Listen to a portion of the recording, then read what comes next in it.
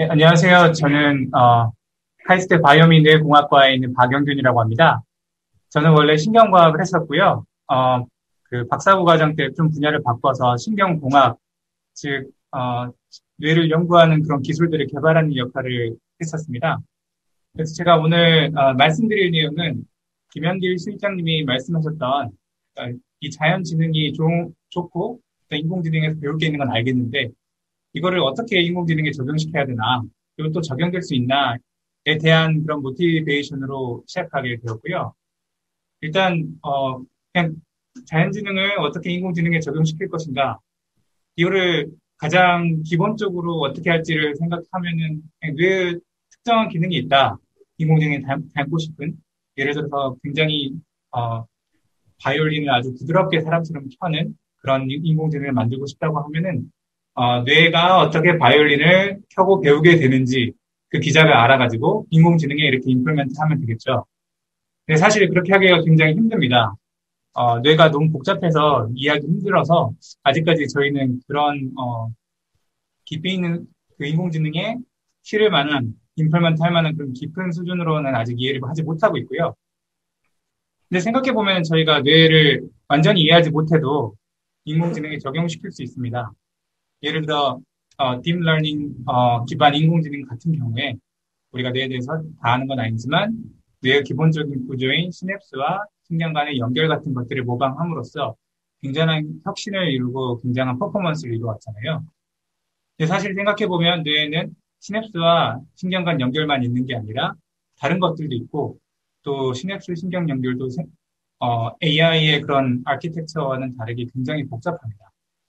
그래서 제가 오늘 드리고자 하는 메인 메시지는 이런 뇌 네트워크를 단위 구조로 이렇게 뜯어서 보게 되고 그것들을 임플먼트 시켜서 뇌의 그런 네트워크를 닮은 아키텍처를 가지는 인공지능을 만들면 좋지 않을까 하는 것입니다. 예, 오늘 발표 내용인데요. 첫 번째는 이 자연지능과 인공지능의 차이점에 대해서 아주 간략하게 말씀드리겠고요. 두 번째는 그럼 신경 네트워크의 아키텍처와 AI 네트워크의 아키텍처가 어떻게 다른지 또 간략하게 설명드리겠습니다. 그 다음에 말씀드릴 내용은 이 두 네트워크 간의 차이가 어떻게 다른가에 대해서 신경 네트워크의 단위 구조들과 그 기능에 대해서 하나씩 소개시켜 드릴 텐데요. 그 단위 네트워크를 그 수준별로 세 수준으로 나눠서 말씀을 드리겠습니다. 첫 번째는 각 신경세포 간 연결의 구조 기능이고요. 두 번째는 그 신경세포 하나하나 안에서의 구조 및 기능입니다. 사실 신경세포 하나하나 안에도 네트워크가 있고 그것들이 정보를 처리하고 있는데요. 그거를 그 정보를 받게 되는 덴드라이트와 정보를 다른 세포에 주는 엑선 그리고 개개 신경세포의 그런 타입에 대해서 설명을 드림으로써 말씀을 드리겠고요. 마지막으로는 신경 회로 수준, 이 노드와 노드 간의 그런 연결의 수준에서의 어떤 구조와 기능에 대해서 네 가지 예를 들어서 말씀드리겠습니다. 일단 자연지능과 인공지능의 차이점은 자연지능 같은 경우에는 효과적인 학습을 할 수 있다고 알려져 있습니다. 기존 지식을 통해서 어떤 인포함으로써 우리가 학습을 효과적으로 할 수 있고 또한 그렇게 제한된 경험만 가지고 학습을 할 수 있습니다. 예를 들어서 앞에 3살짜리 어린애가 있을 때 어린애가 한 번 어디를 만져서 손을 대었다고 하면 한 번의 학습만으로 거기는 절대 손을 안 대죠. 두 번째는 전이학습 혹은 일반화된 학습인데요. 한 가지를 배웠을 때 그거를 일반화시킬 수가 있습니다. 자연지능 같은 경우에는요. 예를 들어서 한 차를 보는 방법을 배운 사람은 다른 엔진을 가지고 다른 쉐입을 가진 그런 차도 볼 수가 있을 겁니다. 또한 자연지능은 그 연구를 통해서 그 기작을 알 수 있다고 있는 점이 차이점이고요. 근데 인공지능 같은 경우에는 어느 정도 어떤 것을 잘할 수 있게 배운 그런 딥러닝 네트워크는 그 기작을 알기에는 약간 블랙박스라는 그런 것이 알려져 있습니다. 그리고 자연지능은 자원을 그렇게 많이 소비하지 않고요. 또 학습 없이도 가능한 그런 이해를 가지고 있습니다. 예를 들면 기린은 바로 태어나면은 어느 정도 걸을 수가 있고요. 사람 같은 경우에도, 애 같은 경우에도 이제 공간이라든가 그런 숫자 같은 그런 컨셉은 태어날 때부터 학습 없이도 갖고 있다는 게 알려져 있습니다. 이 차이를 만들어내는 것은 무엇인가? 아마 네트워크의 아키텍처 때문이라는 게 가장 직접적인 설명이 될 수가 있는데, 신경 네트워크와 AI 네트워크는, AI 네트워크가 신경 네트워크를 어느 부분 차용하고 있지만 여전히 많이 다릅니다. 왼쪽에 보시는 것처럼 신경 네트워크는 굉장히 복잡하고, 사실 현미경으로 이렇게 뇌를 이렇게 잘라서 보게 되면 거의 빈 공간이 없을 정도로 굉장히 효율적으로 이렇게 빽빽하게 구성이 되어 있고요. AI 네트워크는 그를 모사한 측면이 있지만 아직은 많이 다르다고 볼 수가 있습니다. 그 차이점에 대해서 설명드리기 위해서 일단 방금 보여드렸던 이런 왼쪽 같은 이 신경 네트워크를 AI 네트워크처럼 이런 식으로 보여드리는 그런 실험 결과를 제가 갖고 왔는데요. C. 엘레강스라는 예쁜 꼬마 선충이라는 아주 작은 동물이 있습니다. 1mm 정도고요. 이 벌레는 전체 몸에 302개의 신경세포가 있고 한 8,000개 정도의 연결이 있습니다. 유일하게 신경계 전체가 랩핑돼서 AI 네트워크에 보는 것처럼 노드와 링크로 우리가 그려본 그런 신경 네트워크인데요. 이렇게 생겼습니다. 보시면은 AI 네트워크랑 그 생김새가 꽤 다르다는 걸 아실 수가 있을 텐데요. 예를 들어 어떤 신경세포의 경우에는 다른 신경세포가 굉장히 많이 연결돼 있고, 즉 허브로서의 역할을 하고 그런 것들이 관찰이 될 수가 있습니다. 그래서 논문들을 보면서 신경과 AI 네트워크의 일반적인 차이점에 대해서 체크를 해봤는데요. 여기서 말씀드리는 특히 AI 네트워크의 경우에는 제가 모든 그런 출판되거나 사용된 AI 네트워크를 아는 게 아니기 때문에 일반적인 그런 딥러닝 네트워크에 대해서 제가 비교를 삼아서 말씀드린다고 이해해 주시면 감사하겠습니다. 네, 신경 네트워크 같은 경우에는 일단 그 레이어 간 연결의 경우에는 사실 신경에는 레이어라는 게 명확히 정의되지 않는 경우가 많지만 레이어가 있는 그런 신경 시스템의 경우에는 그 레이어끼리 레이어 1과 2가 연결될 수도 있고 1과 3가 연결될 수도 있고 이렇게 굉장히 복잡하게 연결이 되어 있습니다. 하지만 AI 네트워크 같은 경우에는 보통은 근처에 있는 레이어만 연결이 되어 있고요. 신경 네트워크의 연결은 즉 각 노드 간의 연결은 굉장히 스파르스합니다. 즉 한 신경세포가 모든 다른 신경세포 혹은 다른 레이어의 모든 신경세포랑 연결된 타입이 아니고 하지만 AI 네트워크는 굉장히 빽빽하게 연결이 되어 있습니다. 또 신경 네트워크에는 아까 말씀드린 것처럼 평균보다 훨씬 많은 다른 신경세포랑 연결된 허브 신경세포들이 존재하고요. AI 네트워크는 한 노드당 비슷한 개수의 커넥션으로 다른 노드들과 연결이 되어 있습니다. 또 레이어 내의 연결도 신경 네트워크의 경우에는 존재하는데요. 특히 많은 그런 뇌 부위에서 lateral connectivity가 관찰이 됩니다. 즉, 한 레이어 혹은 비슷한 기능을 하는 한 종류의 신경세포들은 주변에 있는 신경세포들을 서로 inhibition, 즉 방해합니다. 이런 식의 연결은 어떤 정보의 컨트라스트를 향상시킨다 그런 가설들이 지금까지 많이 있어왔고요. 하지만 일반적인 AI 네트워크에서는 레이어 간의 내의 연결은 존재하지 않습니다. 그리고 그 다음 세 번째 말씀드릴 것은 type of synaptic connection, 즉 시냅스 연결의 어떤 타입이라고 써봤는데요. 여기서 시냅틱, 즉 시냅스라는 거를 제가 카운트를 해낸 이유는 사실 뇌는 시냅스를 이용한 연결 말고도 시냅스에 윈존하지 않는 비시냅스 연결도 있기 때문입니다. 어쨌든 시냅스 연결에 대해서 말씀드리면 신경 네트워크에는 활성 시냅스와 억제 시냅스 둘 다 존재하고요. AI 네트워크 같은 경우에는 활성시키는 그런 링크만 존재합니다. 그리고 노드, 즉 링크로 인해서 서로 연결되는 노드들의 경우에는 신경 네트워크의 경우에는 굉장히 다양한 종류의 다양한 생김새와 다양한 활성도 그리고 신경 전달 물질을 가지는 그런 신경세포들이 존재하는 데 반해서 AI의 노드들은 대부분이 하나의 타입으로 구성이 되어 있다고 알려져 있고 또 한 노드와 링크의 이 쌍은 신경 네트워크의 경우에는 덴드라이트와 소마 그리고 엑손이라는 이 각기 다른 구조들로 시환시켜 볼 수가 있습니다. 현재 AI 네트워크는 신경 네트워크의 기본적 구조들을 적용해서 혁신적 발전을 이루어냈는데, 이제 제가 개인적으로 생각하는 것은 뇌 네트워크를 AI 네트워크에 좀 더 적용시키면 좀 더 자연지능에 가까운 AI 설계가 가능할 것이라고 생각을 하고요.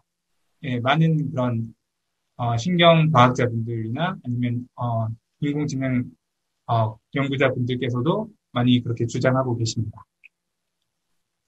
그래서 신경 네트워크의 그런 단위 구조에 대해서 하나씩 설명을 드릴 텐데요. 첫 번째는 신경세포 간 연결의 구조 및 기능입니다. 예, 네, 아마 많이 보셨을 텐데요. 신경세포는 여기 보이시는 지금 이제 제 포인터가 안 보이는데 잠시 제가 포인터를 한번 해보겠습니다.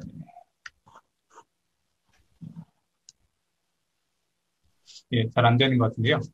네, 일단 말씀드리면은 이 신경세포는 가운데 이 보라색 볼같이 생긴 부분이 이 핵이고 그거를 감싼 부분이 소마, 즉 세포질입니다. 그리고 그것은 이제 덴드라이트라고 불리는 수상돌기라고 불리는 굉장히 나무 가지 같은 그런 구조로 되어 있고요. 구조가 옆에 붙어 있고 또 엑손이라는 또 긴 구조가 붙어 있습니다. 덴드라이트가 다른 신경세포로부터 신호를 받는 부분이고 그 받은 신호에 의해서 소마와 엑손의 접점 부분에서 스파이크라고 부를 수가 있는 혹은 활성전이라고 부를 수 있는 그런 신호가 생성이 되고 그 신호가 엑손을 통해서 엑손 터미널로 다른 신경세포로 전달이 될 수가 있습니다. 이 박스된 부분에 이제 보이시는 것은 그 신경세포의 시냅스 연결인데요. 시냅스 연결에서는 어떤 일이 일어나면 그 프리시냅틱 셀, 즉 신호를 주는 그런 신경세포에서 뉴로트랜스미터라는 화학 물질을 분비를 하고요. 그러면 그 시냅스로 연결된 그 신호를 받는 세포, 즉 포스트 시냅틱 셀에서 뉴로트랜스미터에 따라서 또 다른 전기 신호를 생성해서 신호를 전달하게 됩니다. 예, 신경세포 간의 시냅스 연결은 아까 말씀드린 것처럼 활성 시냅스가 있고 억제 시냅스가 있습니다. 아까 김영길 실장님께서 이제 억제 연결, 뇌의 억제 연결을 우리가 모사할 수 있다면 또 우리가 다른 종류의 인공지능을 만들 수 있지 않을까 그렇게 말씀하셨는데요. 굉장히 궁금한 부분인데 활성 시냅스, 즉 오른쪽에 보이는 것 같은 경우에는 이 뉴로트랜스미터로 신호를 전달했을 때 그 다음 세포, 즉 연결된 세포에서 탈분극이 일어나서 그 신경세포가 전달이 되게 되고 억제 시냅스 같은 경우에는 그 정기적으로 그 다음 연결된 신경세포를 억제시키게 됩니다.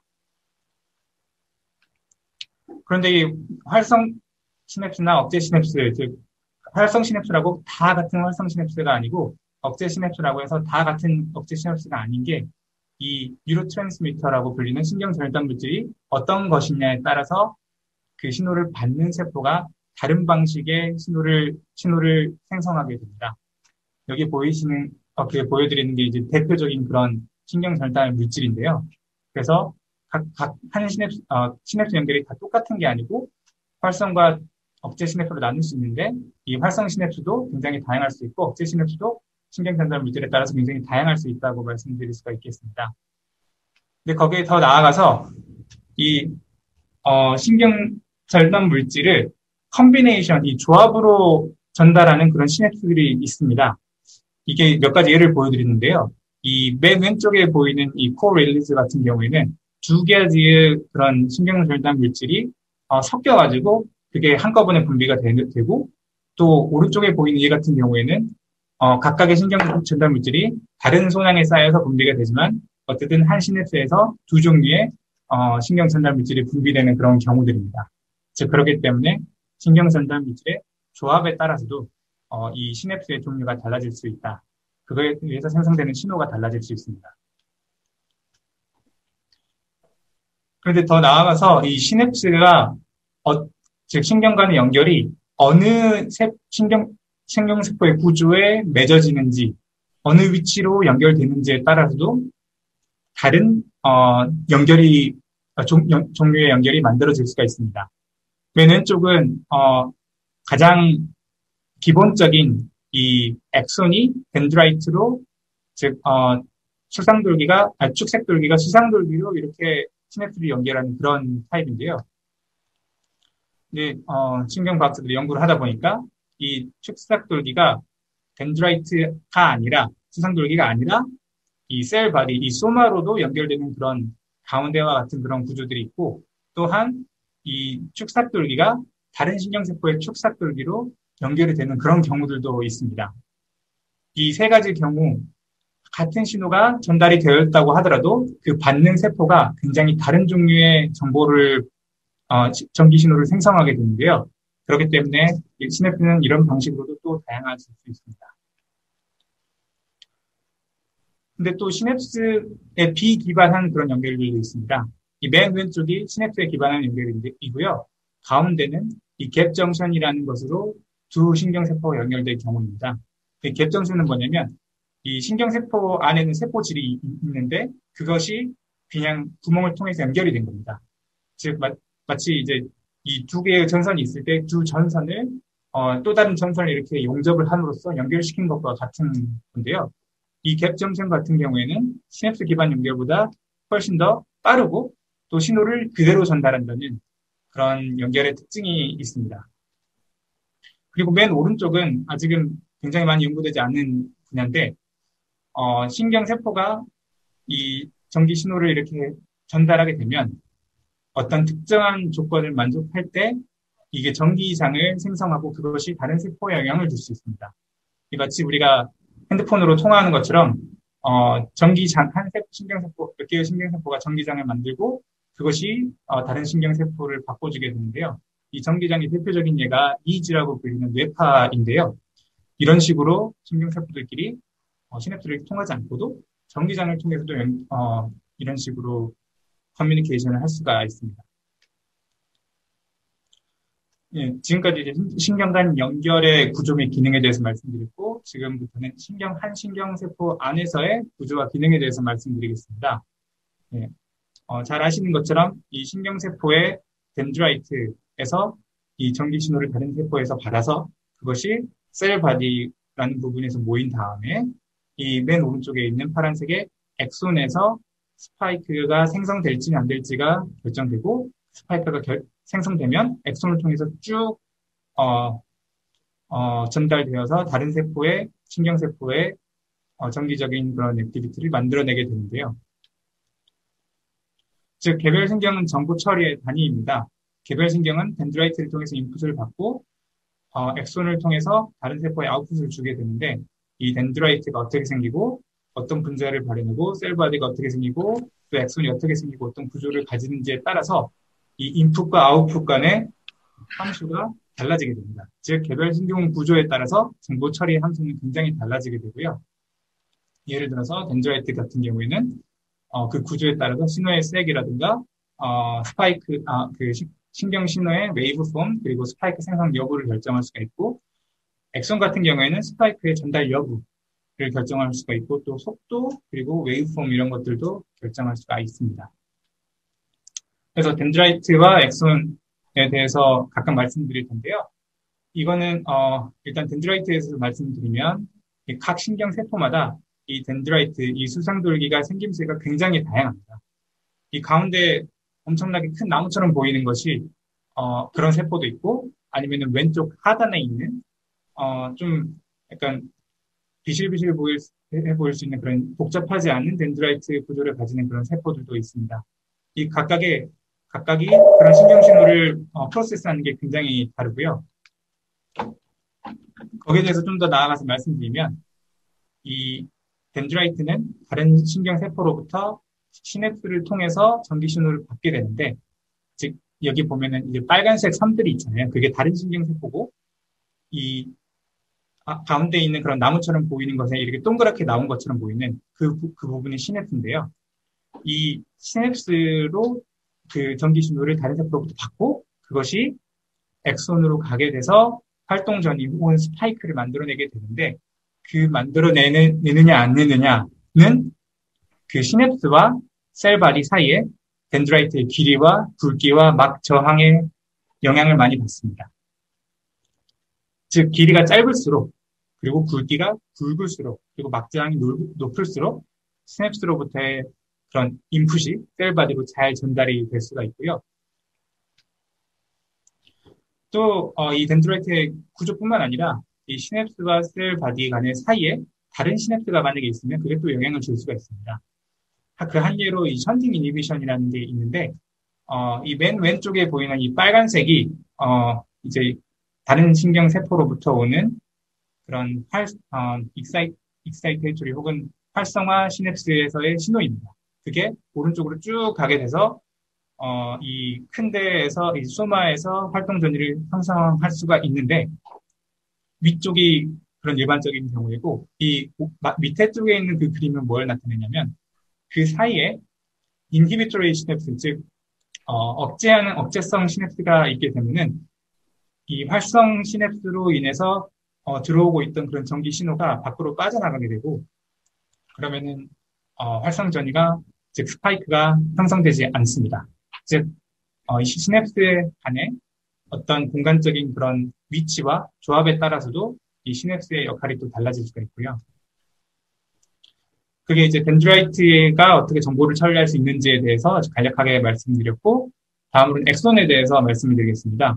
이 엑손은, 이제 셀 바디에서 모여있는 그런 전기 신호가, 덴드라이트에서 셀 바디로 모여서 그 전기 신호가 활성 전이를 만들어내고 그것이 전달되는 그런 구조인데요. 이 왼쪽에는 이 엑손의 마일리네이션이라는 이 지질이 굉장히 두꺼운 지질 구조들이 있는데 이 오른쪽에 보이는 그 소세지 같은 구조인데 그것이 없을 때이고 오른쪽은 있을 때입니다. 보시면은 그런 마일리네이션이 있으면은 전기 신호가 훨씬 빨리 전달되는 걸 보실 수가 있는데요. 즉, 이 마일리네이션에 따라서 전기 신호의 전달 빠르기가 결정이 됩니다. 또 나아가서 이 엑소는 흔히 알려진 것과는 달리 굉장히 브랜칭, 즉 가지를 많이 치고 있다는 게 알려져 있습니다. 예를 들어서 이 앞에서 보시면은 이 엑소는 한 신경세포에서는 한 가닥이 보통 이렇게 나와 있는 것으로 많이 묘사가 되는데 실제로는 그렇지 않습니다.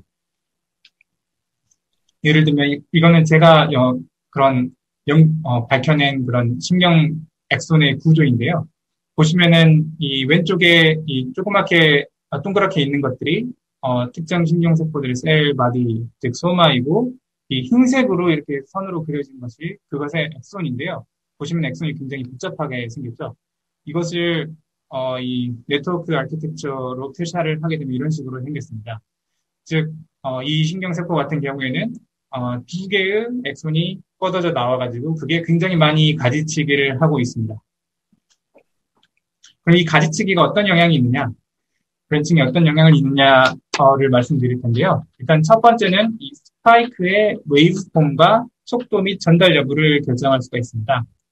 이 왼쪽에 보이시는 위쪽 그림 같은 경우에는 이 왼쪽에서 오는 이 엑손이 굉장히 두껍고 이게 브랜칭이 되면서 가늘어지는데요.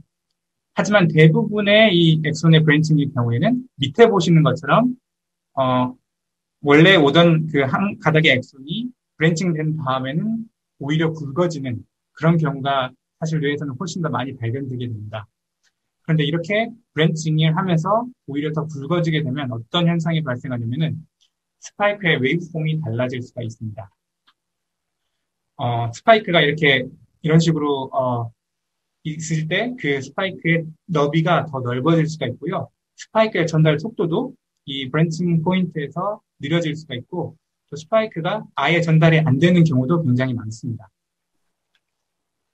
또한 이 브랜칭에 따라서 스파이크의 전달 방향이 반대로 되는 경우도 있습니다. 즉 스파이크가 이 브랜칭 포인트에서 반사돼서 다시 백프로파게이션이라고 저희 쪽에서는 설명하는데 그런 식으로 되는 경우도 많이 있고요. 즉 브랜칭 부위에서 전기 신호의 웨이브폼과 전달 속도와 전달 여부 그리고 방향의 변화가 가능하다는 그런 말씀을 드리고 싶습니다. 또 이제 신경세포 타입인데요. AI 네트워크 같은 경우에는 노드들이 일정하지만 신경세포는 신경세포마다 굉장히 다릅니다. 이런 식으로 예전에 사람들이 많이 한 4가지 정도의 혹은 5가지 정도의 신경세포의 타입이 있지 않나 예전에는 생각했었는데 연구를 하면 할수록 그 신경세포의 타입이 굉장히 많다는 게 밝혀져 있습니다. 지금까지 나온 게 한 몇백 개 정도인데요. 뇌의 기능의 복잡성을 생각할 때, 그거보다 한 1000배쯤은 더 많아요. 한 100만 개나 한 1000만 개쯤은 신경세포의 타입이 클래시파이가 되어야 우리가 뇌를 더 이해할 수 있지 않을까 사람들이 그렇게 생각하고 있습니다. 예, 그게 이제 개별 신경 수준의 구조 및 기능에 관한 것이었고요. 신경 회로 수준 구조 및 기능에 대해서 설명을 드리겠습니다. 네, 첫 번째는 피드백 이니비션인데요. 인풋 이렇게 입력을 이렇게 받고 그 노드가 신경세포가 아웃풋을 이렇게 내게 되는데 그 가운데에서 그 신경세포의 아웃풋이 또 다른 신경세포로 연결이 되고 그 파란색인데요. 그 파란색 신경세포가 다시 되먹임으로 피드백으로 억제성 시냅스를 억제성의 그런 인풋을 주게 되면 이런 식으로 인풋이 들어오고 있다가 이 파란색 그 신경세포의 스파이크인데 파란색 신경세포의 스파이크도 같이 그 프리퀀시가 증가하게 되고 그렇게 되면은 억제가 되는 거죠. 이 신경세포가. 그래서 이 나오게 되는 아웃풋이 줄어들게 됩니다. 그리고 또한 이 파란색 신경세포의 아웃풋도 따라서 줄어들게 되고요. 이런 식으로 피드백 이니비션이라고 하는 그런 회로의 경우에는 신경세포가 만들어낸 아웃풋을 노멀라이제이션 한다는 그런 사람들의 생각이 있습니다. 두 번째는 피드포워드 이니비션인데요. 인풋이 두 신경세포에 주어지게 되는데 한 신경세포는 빨간색, 즉 다른 신경세포에 활성화되는 그런 인풋을 주는 것이고 다른 신경세포는 파란색, 즉 억제성인 그런 신경세포에 인풋을 주는 것입니다. 이렇게 연결이 되어 있으면은 즉 이 파란색의 그런 억제성 피드포워드 피드포워드 인풋이 없다고 생각을 하면은 그리고 있다고 생각하면은 비교를 하게 되면은 예를 들어 없을 때 이런 식으로 된다고 하면은 있을 때는 이 들어오게 되는 인풋에 의해서 스파이크 형성되는 그런 타이밍이 즉 그 시간의 듀레이션이 저 억제성 신경 인풋에 의해서 짧아지게 됩니다. 즉 시간적으로 정확한 그런 아웃풋을 내게 하는데 피드포워드 이니비션이 관여하지 않나 그런 정보 처리에 관여하지 않나 사람들이 생각을 하고 있고요. 또 세 번째는 레터럴 이니비션입니다. 아까 잠깐 말씀드린 바가 있는데 예를 들어 한 레이어의 신경세포 혹은 한 비슷한 역할을 하는 그런 신경세포의 타입들이 이렇게 있을 때 그리고 그 세포들의 각기 다른 인풋이 이렇게 주어졌습니다. 예를 들어 파란색 그런 신경세포들에게는 좀 더 슬로우 프리퀀시, 즉, 낮은 수준의 인풋이 주어지고, 이 초록색 가운데 있는 신경세포한테는 굉장히 하이 프리퀀시의 인풋이 주어졌다고 했을 때, 얘네들이 서로서로 이니비션을 하는 그런 서킷이 있게 되면은, 파란색, 초록색, 파란색 신경세포가 만들어내는 아웃풋은 그 컨트라스트가 커지게 됩니다. 즉, 초록색 신경세포의 아웃풋과 파란색 신경세포의 아웃풋을 나누게 되면 그걸 이제 시그널 투 노이즈 레이시오라고 우리가 만약에 명명을 할 수가 있다면 그 레이시오가 커지게 됩니다. 즉 코딩하고 있던 그런 정보의 컨트라스트가 높아지게 되고요. 컨트라스트를 우리가 인한스하는 그런 메커니즘으로 생각을 하고 있고 이게 예를 들면 어텐션, 어떤 그런 센서리 스티뮬러스에 포커싱하는 그런 프로세스에 이용되지 않나 사람들이 또 그렇게도 생각을 하고 있습니다. 네 번째는 엑손 브랜치 컨버전스라는 그런 신경 회로의 연결인데요. 아까 말씀드렸다시피 엑손의 구조와 분자 발현, 예를 들어 그런 마일린 발현 같은 그런 것들은 엑손이 코딩하고 있는 스파이크의 뭐 웨이브폼이라든가 속도라든가 방향이라든가 이런 거를 바꿀 수가 있습니다. 그래서 같은 엑손에서 유래한 엑손을 이렇게 지나다 보면은 그 정보가 다양화가 될 수가 있는데요. 이 회로 같은 경우에는 어떻게 되어 있냐면 엑손이 처음에는 흰색으로 하나였다가 그게 이제 브랜치가 생기죠. 하나는 회색이고 하나는 갈색으로 이렇게 브랜치가 생긴 다음에 그것이 이렇게 쭉 뻗어나간 다음에 한 세포에 이렇게 합쳐지게 됩니다. 이렇게 되게 되면은 어떤 종류의 정보 처리가 일어날 수 있냐면 이 흰색에서 코딩되고 있던 그 스파이크가 회색과 갈색을 각각 지나면서 그 스파이크의 웨이브폼이라든가 전달 속도 같은 게 굉장히 달라질 수가 있는 거죠. 그리고 그게 한 세포에 합쳐지게 되면은 이 엑손에 의해서 만들어질 수 있는 신호의 다양성이 앰플리파이, 즉 확대가 될 수도 있고 서로 이제 예를 들면 비슷한 종류의 체인지가 일어났다고 하면은 혹은 캔슬링 아웃 될 수도 있습니다. 예를 들어서 회색이 어떤 파지티브한 그런 변화가 일어나고 엑손을 지나는 동안 브라운 색깔이 어떤 네거티브한 종류의 변화가 일어났다고 하면은 그게 합쳐지면서 그 일어났던 변화들이 없어질 수가 있는 거죠. 이런 식의 정보 처리가 일어날 수 있다고 생각을 하고 있고요. 그래서 서머리를 해보면 이제 다양한 뇌 네트워크의 단위 구조들, 특히 이제 어떤 잘 모르겠지만 AI 네트워크에 적용될 수 있을 만한, 임플리먼트 될 수 있을 만한 그런 단위 구조들에 대해서 설명을 드렸는데요. 개별 신경 수준, 그 개별 수준에서는 이 덴드라이트가 신경 세기와 웨이브폼 스파이크 생성 여부들을 이렇게 달리 할 수 있는 그런 프로세싱이 그 안에서 일어나고 있고요.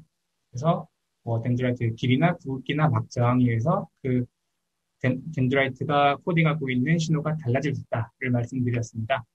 또한 시냅스의 위치와 그 조합에 의해서 달라질 수가 있고요. 개별 신경 안에 있는 엑손의 경우에는 스파이크의 전달 여부나 속도나 웨이브폼 등등이 달라질 수가 있고, 예를 들어서 한 예로 마일리네이션에 의한 스파이크의 전달 속도 달라짐이 있고, 또 브랜칭에 의한 스파이크의 반사라든가 그런 것들이 있겠습니다. 또한 개별 신경 세포에는 굉장히 다양한 타입들이 있어서 이것도 AI 네트워크에 적용될 수 있지 않을까 그렇게 생각을 하고 있고요.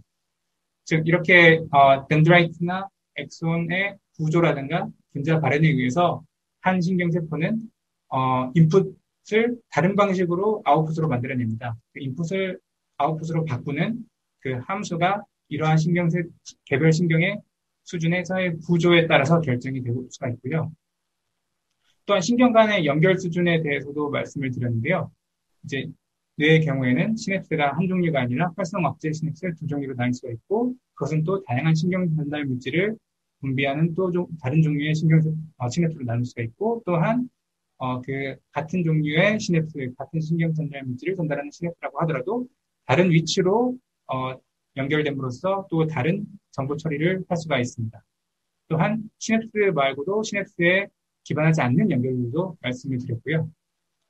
신경 회로 수준에서는 피드백 이니비션 같은 경우에 아웃풋을 노멀라이제이션 시키는 역할을 하고, 피드포워드 이니비션은 어떤 아웃풋을 temporarily precise하게 하는, 즉 좀 길게 이렇게 트레이스 이렇게 길게 이렇게 늘어지는 그런 인풋 같은 경우에를 아웃풋을 굉장히 시간적으로 정확하게 만드는 그런 처리를 할 수가 있고, 또 레터럴 이니비션 같은 경우에는 컨트라스트를 증가시키는 역할을 할 수가 있고, 엑선 브랜치 컨버전스는 어떤 엑선에서 형성된 그런 정보 처리의 다양성을 확대하거나 혹은 캔슬링 아웃 시킬 수 있습니다. 네, 이런 다양한 네트워크들의 단위 구조들이 있고, 이런 것들이 새로운 그런 AI 네트워크에 적용돼서 AI가 좀 더 새로워질 수 있지 않을까 생각을 하고요. 뭐 예를 들면 뭐 이런 게 있겠습니다. 이런 예를 들어 AI 네트워크의 활성 연결뿐만 아니라 억제 연결을 포함시켰을 때 어떻게 되는지 이런 식으로 보는, 혹은 뭐 다른 여기 있는 그런 다른 단위 구조들을 이렇게 랜덤하게 이렇게 줬을 때 AI 네트워크에 포함시켰을 때 어떻게 될지 비교하는 그런 종류의 스터디가 있을 수 있을 것이고, 혹은 뇌 네트워크를 연구해서 뇌 네트워크, 예를 들어 어떤 기능을 하는 뇌 네트워크의 경우에는 피드백 이니비션이 많이 있더라, 혹은 피드포워드 이니비션이 많이 있더라, 이런 식으로 뇌 네트워크에서 어떤 특징이 있다고 하면은 그것을 같은 기능을 수행하기 위한 AI 네트워크에 적용시킴으로써 실제로 그렇게 잘 되는지 그런 비교해 보는 그런 스터디가 있을 수도 있겠습니다. 물론 이제 가장 베스트한 것은 뇌 네트워크의 기능을, 예를 들어 아까 바이올린을 켜는 로봇을 AI를 만들고 싶다라고 뭐 예로 말씀을 드렸었는데, 그런 식으로 특정 기능을 하는 그런 뇌 네트워크를 우리가 완전하게 전체를 뇌 네트워크의 아키텍처를 완전하게 이해하고 그것을 AI에 적용시켜 보면은 그래서 바이올린을 잘 켤 수 있는 예를 들면 AI를 만들 수 있다면 가장 좋겠지만, 지금 현재 상황에서는 좀 힘들 수 있을 것 같은데, 간단한 기능이라든가 뇌의 기능이라든가 그런 것들은 뭐 가능할 수도 있을 것 같고요.